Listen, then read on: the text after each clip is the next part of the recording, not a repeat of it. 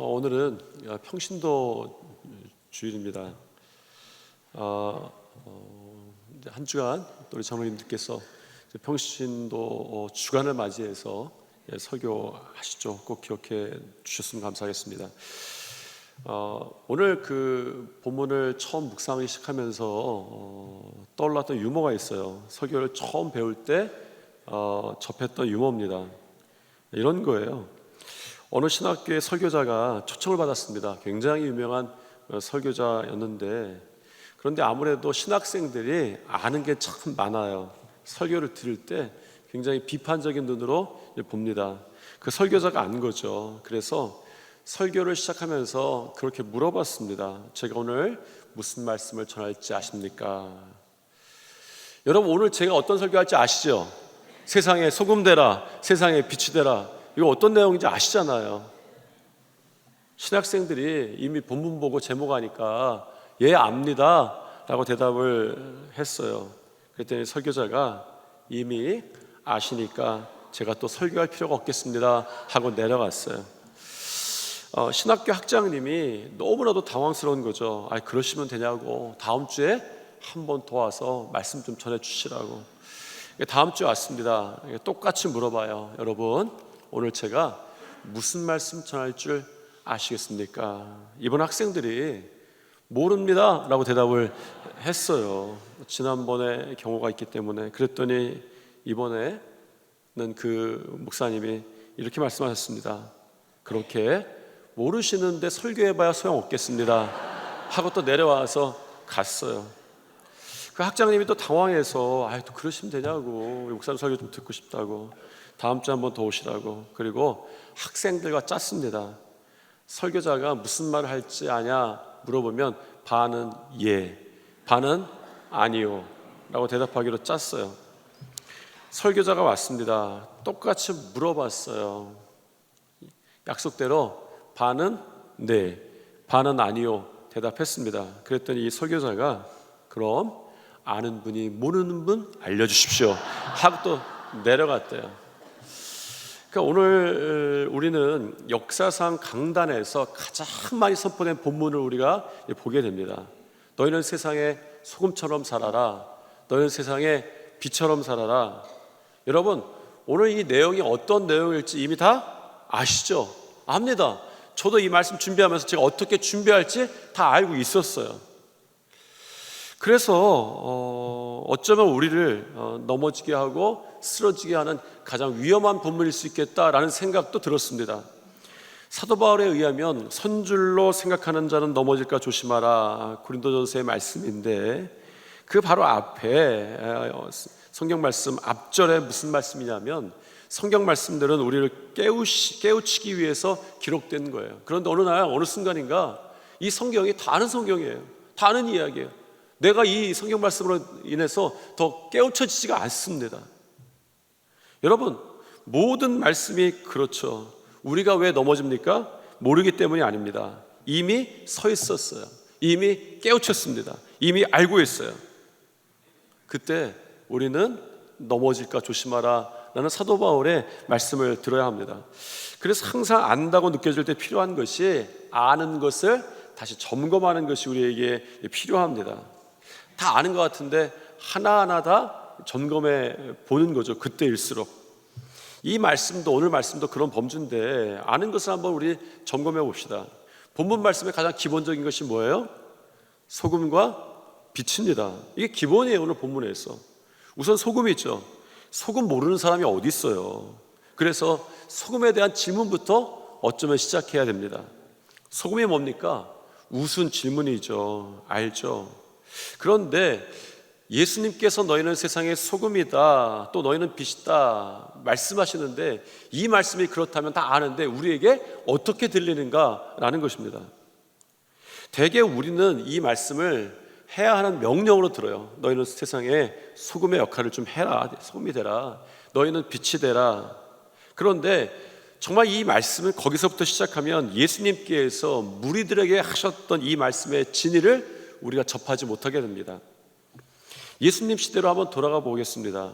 정확히 이 시대부터인지 모르겠지만 제가 보니까 시기적으로는 비슷합니다. 샐러리, 월급 소금이라는 말이 소금에서부터 유래했다라고 알려지고 있어요. 아마 이 유래가 로마의 병사들이 소금으로 월급을 받았다 혹은 소금 살 돈을 월급으로 받았다라는 데서 유래되었다라고 그렇게 알려져 있습니다. 그 당시에 소금이 단순한 조미료가 아니라 예수님 당시에 이 염장의 기술이 만든 경제혁명이 전 로마 제국을 휩쓸고 있었어요.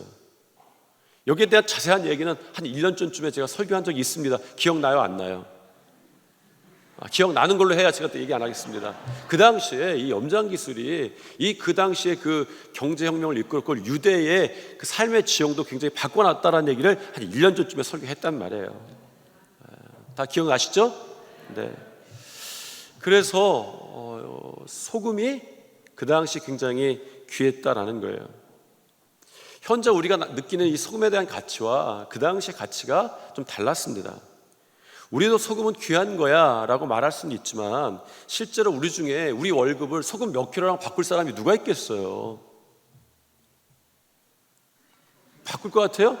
여러분 월급 저한테 다 갖다 오십시오. 소금 몇 킬로 제가 바꿔드릴게요. 다 그만큼은 귀하지 않다는 얘기죠.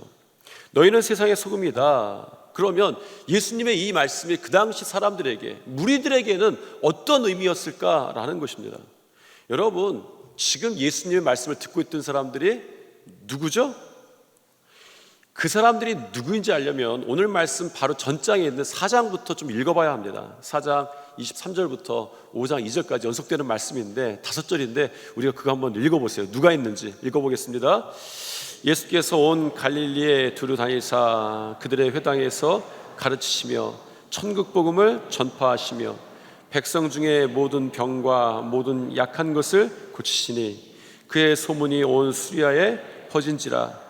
사람들이 모든 앓는 자 곧 각종 병에 걸려서 고통당하는 자, 귀신 들린 자, 간질하는 자, 중풍병자를 데려오니 그들을 고치시더라. 갈릴리와 디가볼리와 예루살렘과 유대와 요단강 건너편에서 수많은 무리가 따르니라. 예수께서 무리를 보시고 산에 올라가 앉으시니 제자들이 나온지라. 입을 열어 가르쳐 이르시되. 여기서부터 예수님의 유명한 산상순의 말씀이 세 장에 걸쳐서 시작이 되는 거예요. 오늘 그 말씀도 그 산상순 가운데 아주 앞부분에 있습니다. 여러분, 이 말씀을 듣고 있는 사람들이 누구죠?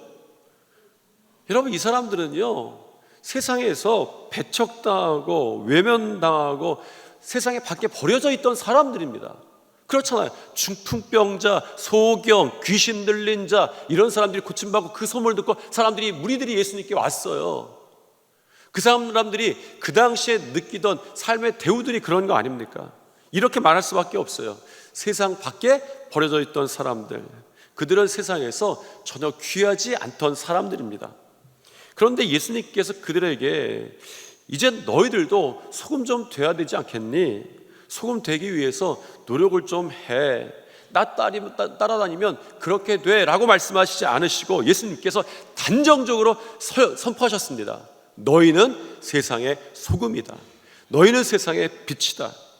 마태복음 4장에 보면 우리가 그거 읽었던 이 12장 말씀 좀 앞에 보면 좀 뒤에요. 죄송합니다. 16절에 보면 예수님께서 그들을 향해서 표현하셨던, 세상에서 그들이 어떤 삶을 살고 있는지 표현하셨던 말이 하나 있습니다. 흑암에 앉은 백성이라고 합니다. 그러니까 어둠의 자식들인 거예요. 그들에게 너희는 빛이 되어라 라고 말씀하시지 않고 너희는 세상의 빛이다 라고 선포를 하셨어요. 그래서 예수님의 이 말씀은 단순히 너희들 그렇게 살아라 하는 명령이 아니었습니다. 저는 이렇게 들려졌어요. 세상에서 버려져 있고 어둠 속에서 절망하고 있던 사람들에게 아니야, 너희는 정말 귀해 라고 하시는 예수님의 말씀처럼 들렸습니다. 정체성을 바꿔놓으신 거예요. 사실 예수님의 말씀 속에 가장 중요한 단어는 이 말씀 소금도 아닙니다. 너희는 세상의 소금이 되라, 세상의 빛이 되라. 소금도 빛도 이 문장 가운데 가장 중요한 말씀은 아니에요. 왜요? 예수님이 강조하신 것은 그 단어가 아니기 때문입니다. 우리는 보통 주어를 생략하며 말할 때가 있어요. 식당 가면 그 일하시는 분이 주문하시겠습니까? 라고 물어보면 우리는 네, 주문하겠습니다 라고 대답하지, 식당 종업원이 와서 당신은 주문하시겠습니까? 나는 주문하겠습니다 이렇게 말 안 해요. 다 주어를 빼고 생략하고 말을 합니다. 그런데 헬라어는 더 심해요. 왜냐하면 헬라어 동사에는 그 주어까지 포함되어 있습니다. 주어가 누구인지가 거기에 다 포함되어 있어요. 그런 언어들이 좀 있잖아요. 독일어도 그렇고요. 다 그런 종류의 언어인 거예요. 그런데 예수님이 하신 그 말씀에는 굳이 너희란 말이 하나가 더 첨가되어 있어요. 너희라는 말이 없어도 되는데 너희는 이라는 말이 첨가되어 있습니다. 여러분 왜 더 넣죠? 강조하기 위해서 더 넣은 거예요. 무엇을? 너희를입니다. 그래서 이 말씀에 여러분 중요한 단어는요, 소금도 아니고 빛도 아니고 너희는인 거예요.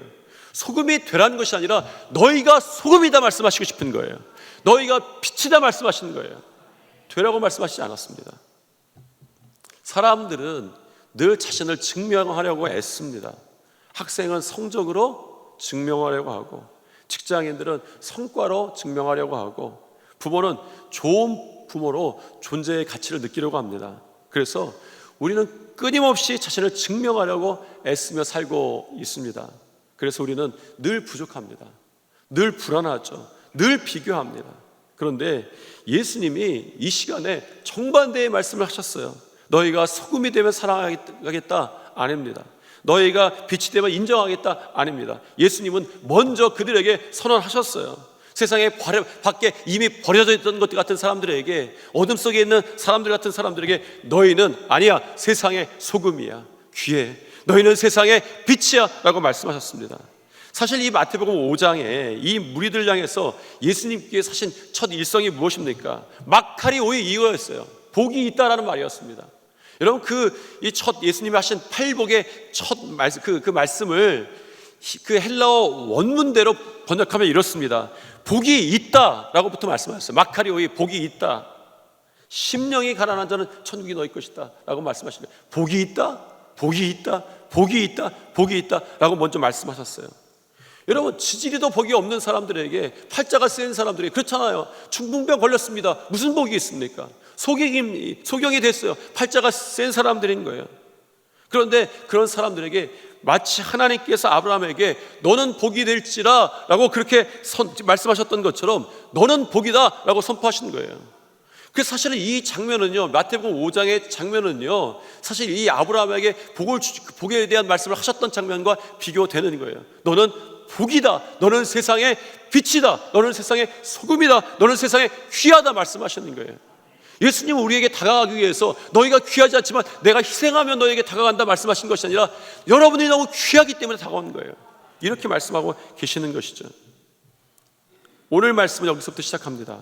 세상은 아니라고 말해도, 환경은 아니라고 말해도, 내 감정이 아닌 것 같아도 주님께서 말씀하시죠. 너는 참 귀해 라고 말씀하시는 거예요. 여러분은 여러분을 증명하기 이전에 여러분은 너무 귀하신 분들이에요. 우리에게 이런 정체성을 주시는 분이 누구십니까? 예수 그리스도신 거예요. 예수 안에서 우리는 너무나도 귀한 사람들입니다. 얼마만큼 귀합니까? 천하보다 귀하다라고 말씀하십니다. 그런데 예수님이 소금에 대한 걱정이 있으셨어요. 다시 말하자면 예수님의 걱정은 저들이 언제나 소금이나 될까라는 것이 아니었습니다. 저들을 어떻게 소금으로 만들까라는 것이 예수님의 걱정이 아니었어요. 걱정은 이것이었습니다. 13절 말씀 한번 읽겠습니다. 너희는 세상의 소금이니 소금이 만일 그 맛을 잃으면 무엇으로 짜게 하리요? 후에는 아무 쓸데없어 다만 밖에 버려져 사람에게 밟힐 뿐이니라. 소금인데 맛을 잃어버리게 되는 것을 걱정을 하셨습니다. 맛을 잃다라는 말의 헬라어 문자적인 의미가 원래 어리석게 되다, 우둔하게 되다 이런 뜻이에요. 그러니까 맛을 잃다라는 말이 모란세라는 말인데, 모란세라는 말은 무슨 말의 어원이 되냐면 영어로 모론이란 말의 원어입니다. 모론이란 말이 바보란 뜻이에요. 이 바보의 원어가 맛을 잃다는 얘기가 바보란 얘기예요. 그러니까 말하자면 예수님이 걱정하신 것은 소금이 바보가 되는 것을 걱정하셨어요. 소금이 바보가 되면, 여러분 소금이 언제 바보가 됩니까? 짠맛을 잃으면 바보가 되는 거예요.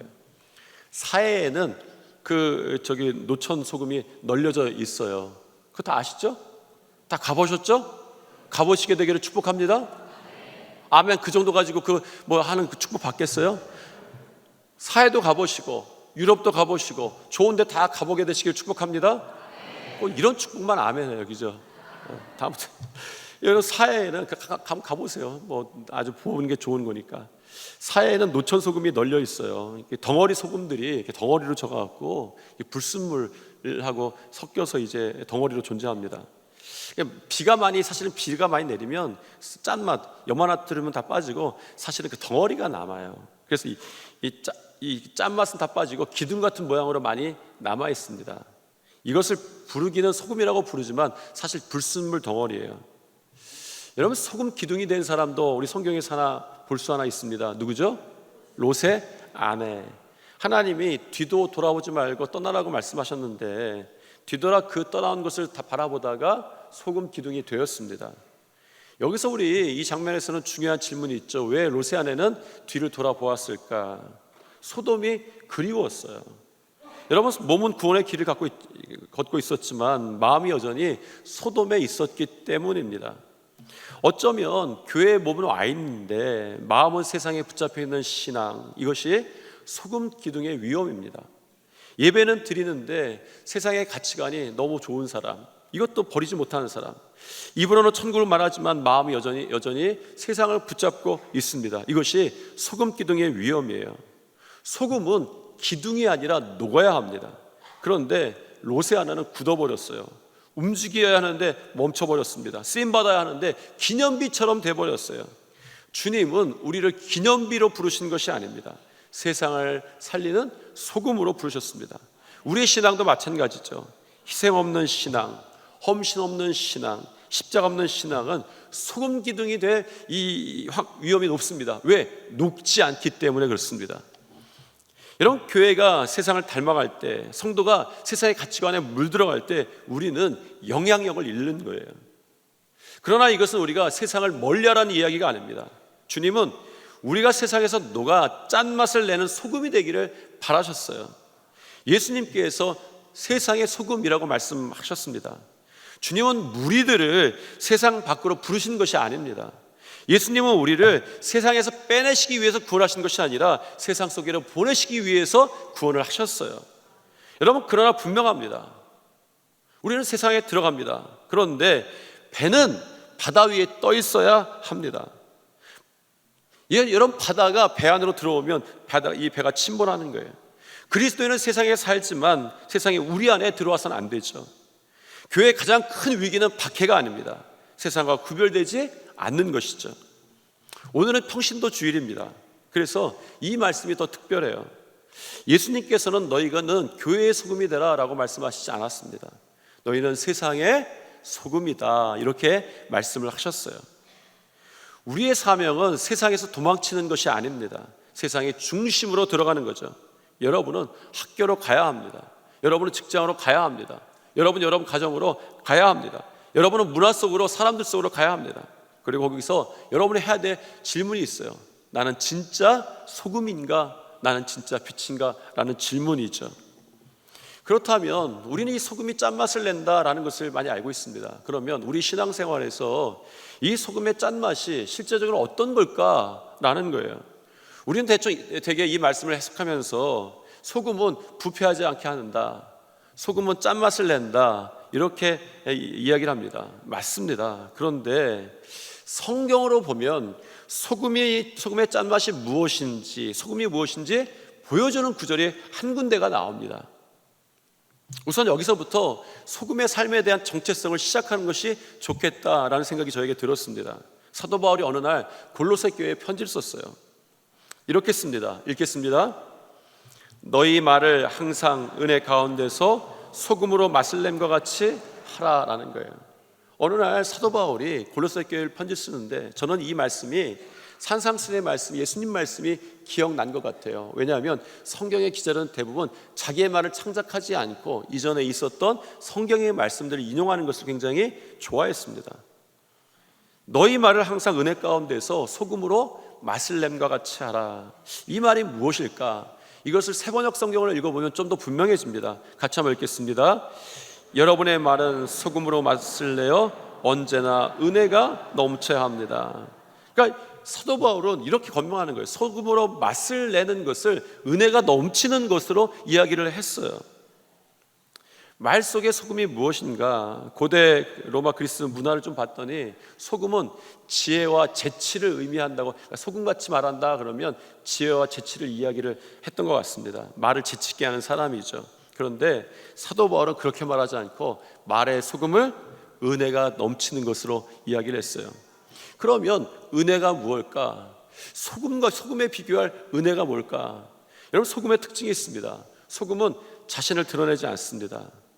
음식 먹을 때 소금 참 맛있네 라고 말하는 경우가 굉장히 드물어요. 어떤 음식을 먹은 야, 오늘 소금 무슨 소금 썼길래 이렇게 소금이 맛있느냐 라고 말하는 사람은 한 분도 없을 거예요. 자기 인생 가운데 그렇게 말해보신 분 손 들어보시기 바랍니다. 없어요. 만약에 여러분 소금이 주인공이 되면 음식은 망합니다. 소금의 가치는 있는 듯 없는 듯 녹을 때 나타나죠. 소금은 자신을 남길수록, 덩어리를 남길수록 역할을 못합니다. 사라질수록 역할을 하죠. 녹을수록 음식이 살아납니다. 예수님이 그러신 거예요. 우리의 가장 큰 은혜가 누구입니까? 예수 그리스도신 거예요. 그런데 예수님, 우리 주님은 자신을 내어주심으로 세상을 살리셨어요. 십자가는 하나님의 아들이 세상을 구원하기 위해서 그 십자가에서 자신을 녹여버린 사건이다 라고 말할 수 있을 것 같습니다. 그래서 진짜 소금의 삶은 내가 얼마나 드러나는가라는 것이 아니라 나를 통해 누가 살아나는가, 이런 것이겠죠. 그러므로 점검해 봐야 합니다. 내가 이기기 위해서, 내가 드러내기 위해서 말을 쏟아내고 있는가, 아니면 누군가를 위해서 말을 사용하고 있는가라는 것입니다. 아마 이것이 소금처럼 살아나는 말의 전부는 아닐 거예요. 그런데 사도 바울은 한편에서 말부터 시작하기를 권면합니다. 여러분, 말 점검해 보십시오. 내가 말을 하고 있는데, 말을 쏟아내고 있는데 나의 의를 드러내기 위해서, 나의 고집을 드러내기 위해서, 나의 옳은만을 드러내기 위해서 말하고 있는가, 아니면 녹아지면서 그 사람을 살리기 위해서 말하고 있는가, 점검해 보라는 것이죠. 여러분의 말부터 여러분 소금의 삶이 시작되기를 축원합니다. 이제 빛에 대한 말씀이에요. 14절 말씀인데 읽겠습니다. 너희는 세상의 빛이라. 산 위에 있는 동네가 숨겨지지 못할 것이요. 어둠이 참 강합니다. 어둠이 오면 참 무서워요. 절망, 상처, 죄, 두려움, 미움, 세상에는 여러 가지 모양의 어둠들이 참 많습니다. 어둠이 참 강해 보입니다. 그런데 아무리 깊은 어둠이라도 작은 불빛 하나를 이길 수 없습니다. 촛불 하나만 켜도 이 어둠은 물러가는 것이죠. 그런데 빛도 바보가 될 때가 있어요. 언제? 등경 위에 두지 않고 말 아래 둘 때 등이 바보가 되는 거예요. 등불이. 여러분, 등불을 켜놓고 숨겨놓는 사람은 없습니다. 자, 15절 말씀인데 같이 한번 읽겠습니다. 사람이 등불을 켜서 말 아래 두지 아니하고 등경 위에 두나니 이러므로 집안의 모든 사람들에게 비치느니라. 여기서 중요한 것은 이 등불의 크기가 아닙니다. 예수님은 등불의 큰 것을 이야기하지 않습니다. 너 크면 클수록 빛이 좀 세다 이렇게 말씀하지 않았습니다. 예수님이 중요한 것은 위치였어요. 하나님은 큰 빛을 찾으신 것이 아니라 제자리에 있는 빛을 찾으셨습니다. 여러분, 우리 등불에 대해서는 이것 하나만 기억하면 될 것 같아요. 15절에 다시 읽어보면 사람이 등불을 켜서 말 아래 두지 아니하고, 여기서 등불이라고 썼습니다. 기름을 사용하는 작은 등잔을 이야기를 합니다.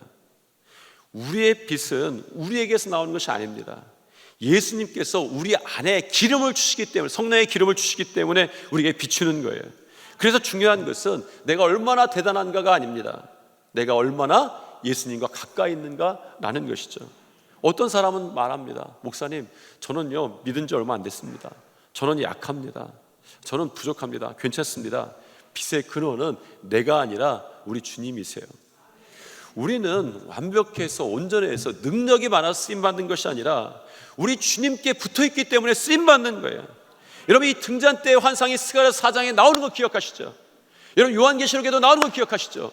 스가랴서 4장에 나올 때 뭐라고 말합니까? 만군의 여호와께서 말씀하시되 이는 힘으로 되지 아니하며 능력으로 되지 않고 오직 나의 영으로 되느니라 하는 거예요. 이 말씀에 등불이란 이 말을 쓴 이유가 있는 거예요. 너희는 스스로 빛내는 사람이 되어라, 빛이 되어라 라고 말씀하시는 것이 아니라 내가 누구인가 라는 정체성이 이 등불에 나와 있습니다. 오늘 본문 말씀의 결론입니다. 어쩌면 빛에 대한 결론 말씀인데, 빛에 대한 결론 말씀일 뿐만 아니라 소금의 결론도 해당할 것 같습니다. 저는 그런 생각을 했어요. 16절 말씀 읽겠습니다. 이같이 너희 빛이 사람 앞에 비치게 하여 그들로 너희 착한 행실을 보고 하늘에 계신 너희 아버지께 영광을 돌리게 하라. 예수님은 중요한 사실을 지금 말씀하고 계십니다. 빛의 목적은 나를 드러내는 것이 아니라 하나님을 드러내는 것입니다. 사람들이 우리 보고 야, 저 사람 정말 대단하네 라고 말하는 것이 우리가 믿는 목적이 아닌 거예요. 잘못 믿으면 대단해지려고 믿을 때 참 많습니다. 우리의 목적은 무엇입니까? 오늘 말씀이 권고하는 것은 무엇입니까?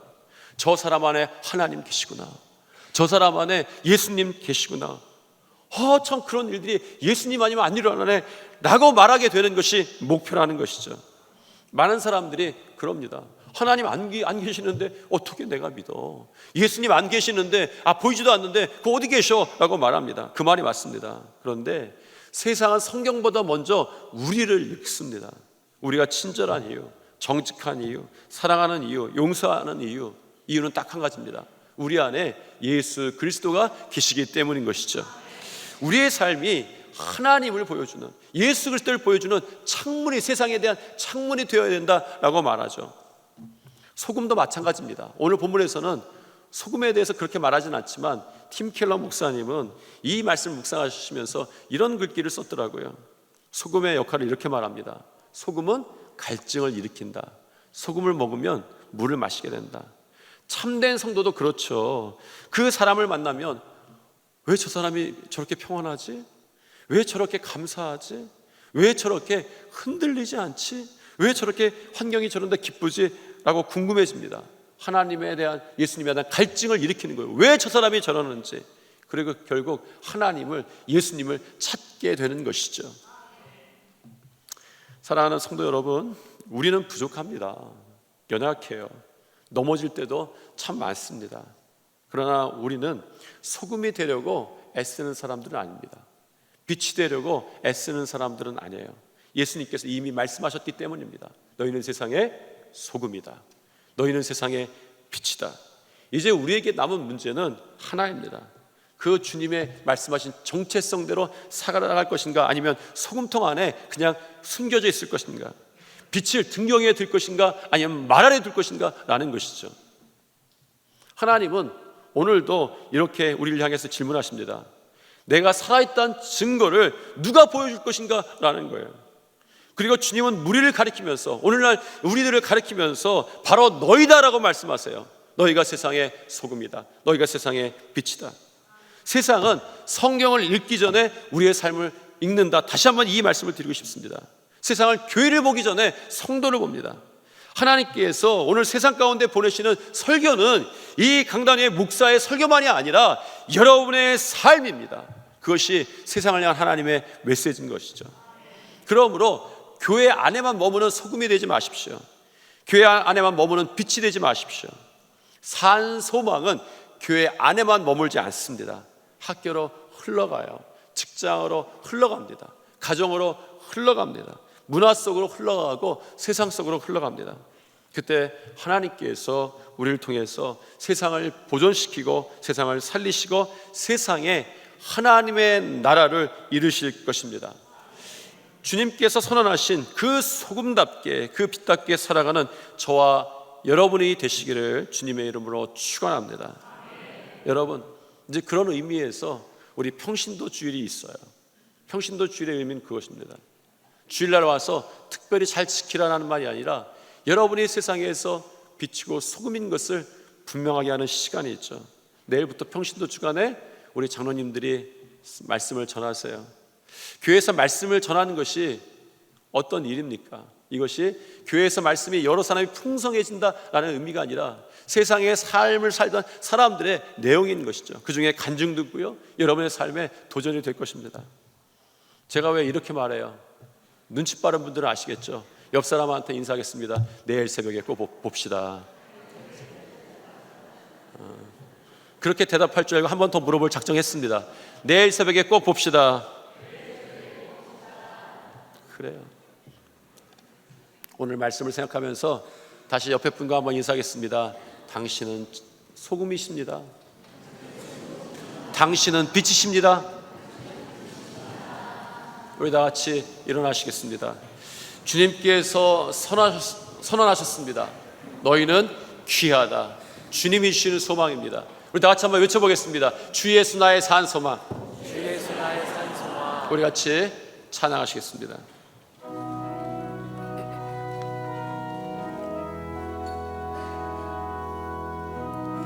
우리의 소망 되시는 그 주님을 함께 찬양하며 나갑니다. 깊은 절망의 수렁 가운데 주님께 닿을 수 없던 우리 어두운 밤 중에 하늘을 향해 주의 이름 나 부를 때 어둠을 뚫고 오신 주 사랑 나의 절망 거두셨네. 주님의 공로 다 이루셨네. 주 예수 나의 산 소망. 우리 시간 다시 고백합니다. 그 누가 주의 자비다라 한없는 은혜 증량할까. 영광을 떠나 이 땅에 오시 죄가 되시 그 주 예수. 주의 십자가 내게 말하네. 영원히 나 용납됐네. 아름다우시와 나는 주의 것 그리스도 나의 산 소망. 할렐루야 할렐루야 주를 찬양하여라. 할렐루야 자유케 하셨도다. 죄의 저주 끊으시 주께 구원이 있도다. 주 예수 나의 산 소망.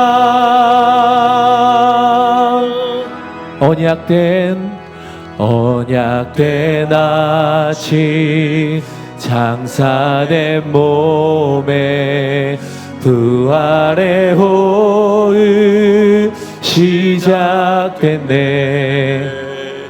유다의 사자 위엄찬 선포 사망이 무너졌도다. 이제 사망은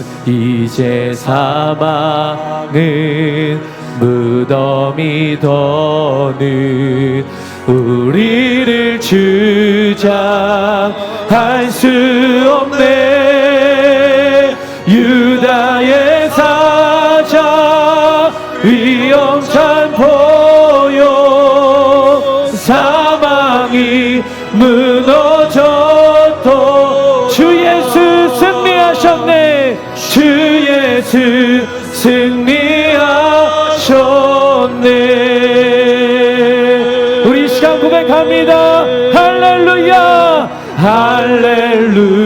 할렐루야 주를 찬양하여라. 할렐루야 자유케 하셨도다. 죄의 저주 끊으시 주께 구원이 있도다. 주 예수 나의 산소. 우리 다시 고백합니다. 할렐루야 할렐루야 주를 찬양하여라. 할렐루야 자유케 하셨도다.